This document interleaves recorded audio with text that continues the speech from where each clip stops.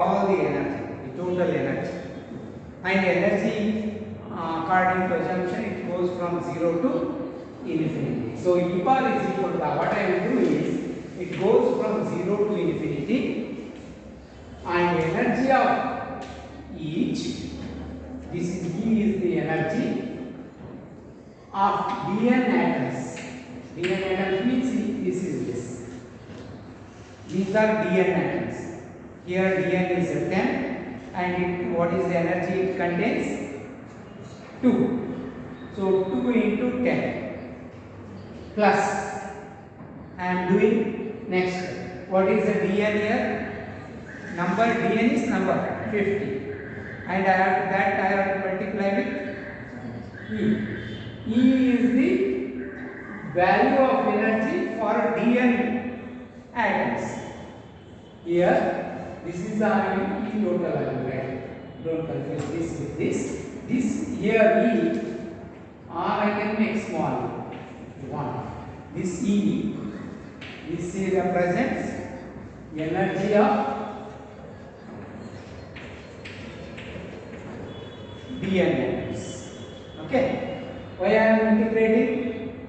I have to take E1 into dn1, E2 into dn2. Here E1 is 10, dn1 is 10, E1 is 2. Here dn2 is 50, E2 is 20. Like that I have to take, and I have to add all of them from 0 to infinity, because the atoms can take any value from 0 to infinity. That is the thing. And this En value, but it is continuously changing.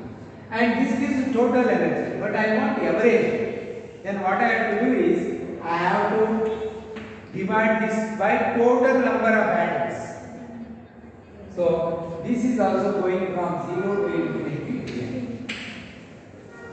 Is it okay? This is expression for average energy. Average energy E bar is equal to, or you can write is 0 to infinity E into dn divided by 0 to infinity dn. Okay? Now, what the thing is, how do you write a dn? dn is the number of atoms, and any atoms are given by n is equal to, we obey from Maxwell-Boltzmann statistics, energy statistics. The higher energy or number of atoms in any state E is given by n is equal to n0. The number of atoms in the ground state into e to the power of minus E by kBT. This is the expression, right?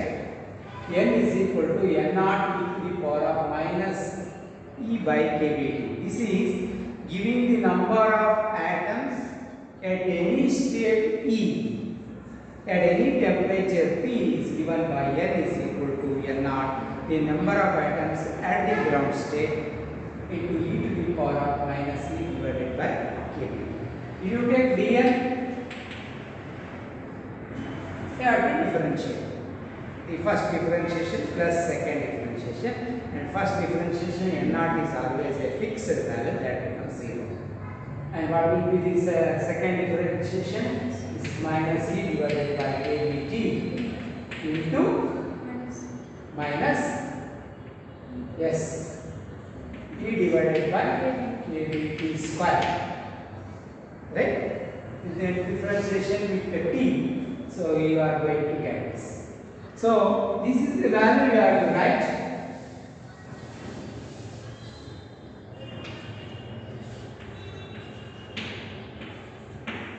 This is the energy we are writing.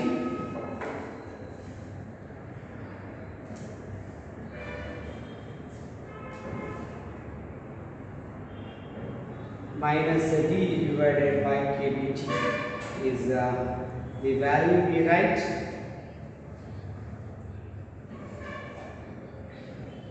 This is also exponential. This this is dn is equal to exponential minus e divided by kBT. I am using the value we write. Actually, this is from Maxwell's quotable equation. Okay, we write like this: n divided by n naught. dn we write. This is n divided by n naught.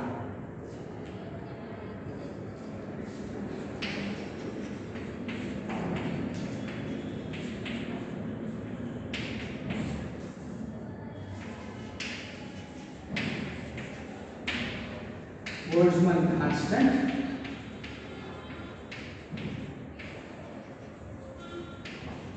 T is the temperature. At what temperature you are doing, that you have to write. This is the average energy, the energy of these molecules. E is equal to dn is equal to n naught. We write, or for the time being you take a dn is equal to, dn is equal to, we go only with this exponential is a fraction of this n divided by n naught. We are taking it at dn here.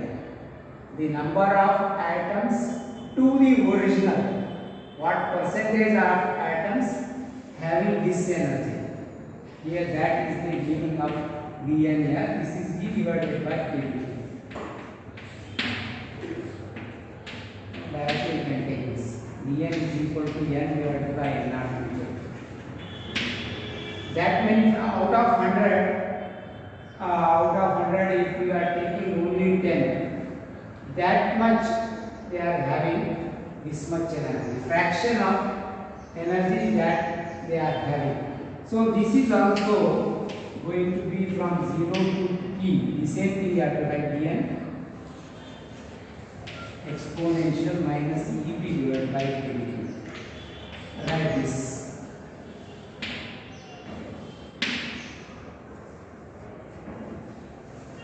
And this integration you can make, but there is no need of doing all the time the integration of this. You can write the result when it is too lengthy and it is very difficult to perform this. You can write the result of this.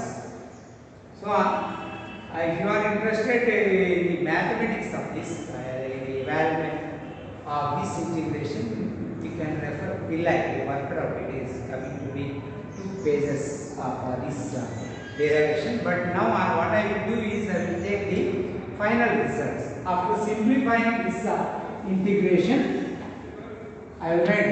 Even you can do this in the exams. There is no problem, because it give much importance for the result coming out of that. But all of a sudden you cannot do. Finally, only you have to bring it to certain step. From that, if it is going beyond that, then you can cut down the mathematics. After solving this integration, we are going to get the average energy equal to kBT.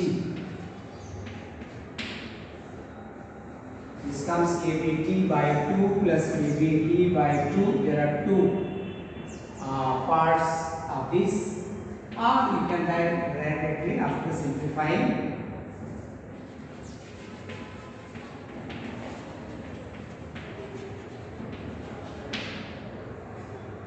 Right? You are going to get E bar is equal to kBT. So this is the average energy of the atom.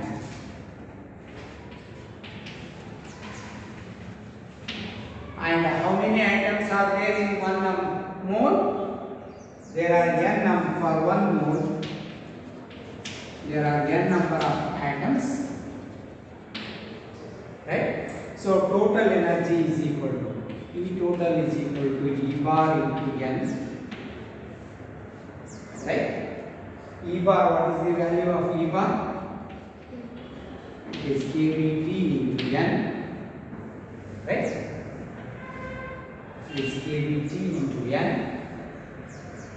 and into 3 I will write.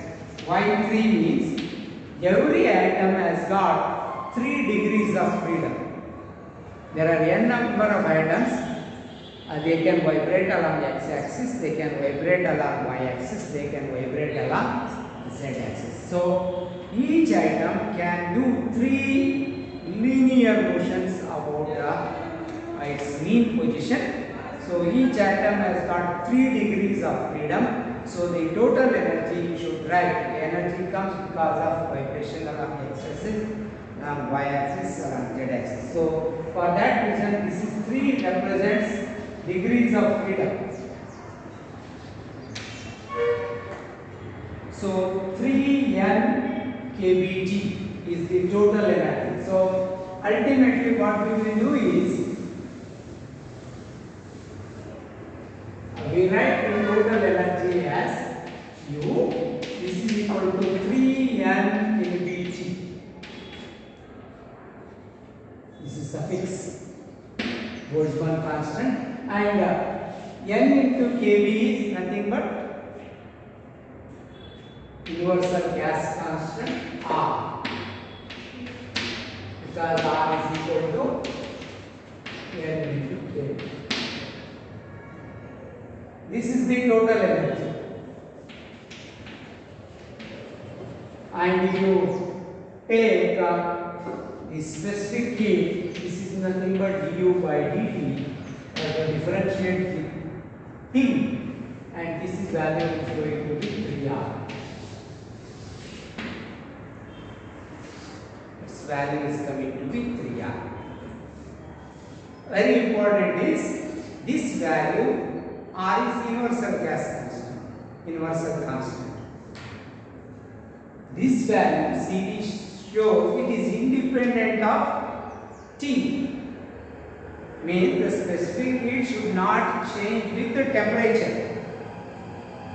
So, and if you substitute this value, R value is known, universal gas constant value is known, and if you plot a graph of CV versus T, it is going to be a fixed value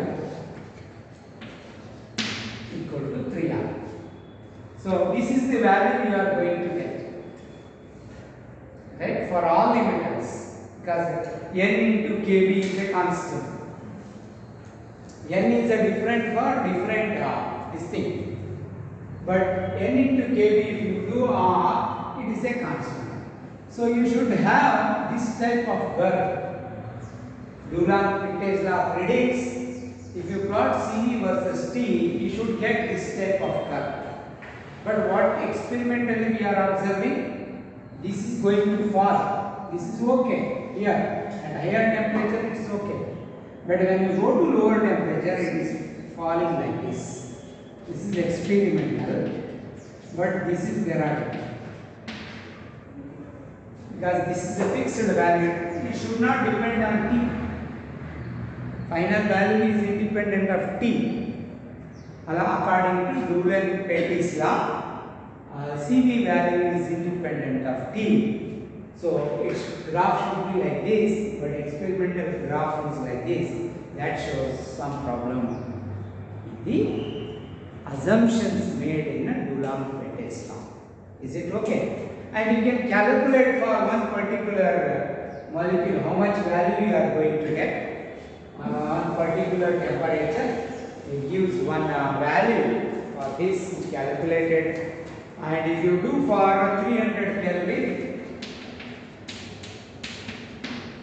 I will give, and if you take its value is coming to be, and if you calculate this value is 3 into, if you write this value, this is R is N into kV, and N is Avogadro number 6.023 into 10 raised to 23 per gram. If you are writing for kg, this is going to be 26. and Boltzmann value is 1.38 into 10 raised to 23, and if you work out, its value is coming to be CV. If you do this, this is going to be 25 kilojoule per kilomole per calorie. So this value should be 25 kilojoule for any metal.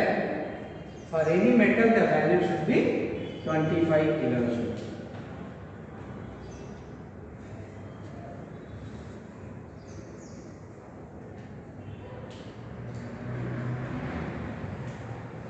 And if you calculate this also, the average energy is equal to half, right? Half F A square, right? Amplitude square, I will write maximum displacement. The average energy, if you do it, is half A square. A is the amplitude. I can calculate to what amplitude it can go, and that depends on temperature also. I am doing this calculation for 300 Kelvin. If I do this and I force for this particular metal, I will write this is for aluminium I am doing, and force for restoring force in aluminium is minus 20 Newton per meter, and its value is coming to be 0.02 nanometer. This is just for your information, no need of writing this in the examination. I am showing you this. If you do, the atoms are vibrating up to what length at this temperature, one particular temperature I am calculating, and this is coming to be 0.02 nanometer in aluminium. If you increase this, they are going to increase their amplitude also. But at 300 Kelvin, and if this is the restoring force for aluminium, then the amplitude is 0.02 nanometer. And this value is 7% of its bond length. Bond length means there are two. If you take in aluminium, this is the metallic bond. The length between two atoms. In aluminium metal, there is metallic bond. The bond length is 0.26 nanometer. And this is the 7% of this. Means how much they can vibrate? 7% of its bond length. It's very small. So if you go on increasing this, then only you can expect more amplitude of vibration. If you go on increasing this, what happens? The metal melts. There will not be any bonding. That becomes liquid. When it approaches this, when it starts vibrating with longer peaks, the bonds are going to break, and that is converting into, you don't get any solid structure. Okay. So this is what you are going to get, and this is only an idea to what length they can vibrate at any one particular temperature. That we are doing. No need of writing this. This is the idea we should require. What percentage? Around 300%. They can vibrate 7%, 8%, 10%. They are not going to vibrate to the bond length. They are not vibrating 100%. Okay, they are vibrating very less about their vibration. That idea actually have. So all metals should have 25 kilojoules, right? And that is for higher temperature. But experimentally this is going to fall, and that shows there is some loopholes in the theory, right? For example, I will write boron. For example, if you calculate for some elements which have got the values for boron, its value is 1.4. Instead of 25 kilojoule, they will show 1.4 at lower temperature I am talking. The value sometimes it goes for boron 1.4. From 25 kilojoules to it falls to 1.4 kilojoules. Means very drastic fall, exponential fall, and it obeys T3 law. It decreases 3 to the power of capital T. If capital T is falling down, 3 times the falling is going to increase. Means exponentially that is going to fall. And even if you take for beryllium, it is 16 joule. For carbon, it is 6.1 kilojoule per kilomole. It will not do 25 at lower temperature. The theory predicts even at lower temperature, it should retain the same value, 25 kilojoules. Whatever may be the temperature, the value should be 25 kilojoules. But at lower temperature, the value for carbon is only 6 kilojoule, whereas it should be 25 kilojoules. At higher temperature, okay, it shows 25 kilojoules. All these beryllium, boron and all these, at higher temperature they show 25 kilojoules, but at lower temperature there is a problem. So the theory is not completely wrong. It is wrong only for certain temperature region. That is the thing. But theory should be true for all temperature. It is okay with higher temperature, but it is not okay with lower temperature, means the theory is not perfect. The theory should explain even at lower temperature, even at higher temperature. For that reason, the classical theory fails to explain the specific heat of the solids. Okay, we take the next Einstein theory of specific heat in our next class.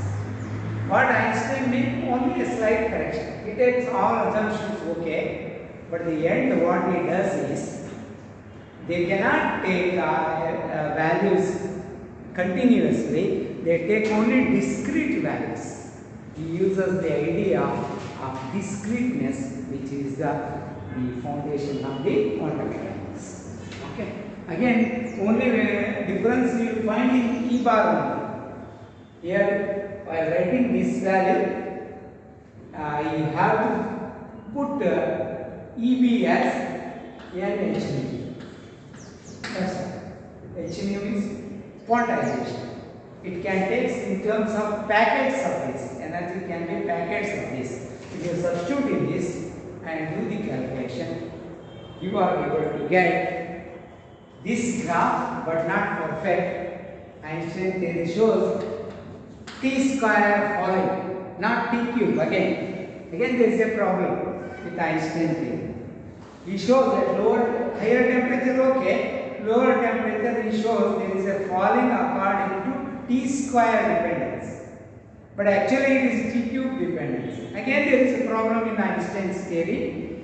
Next Debye corrects and he shows the T cube dependence of the specific theory. We stop at this.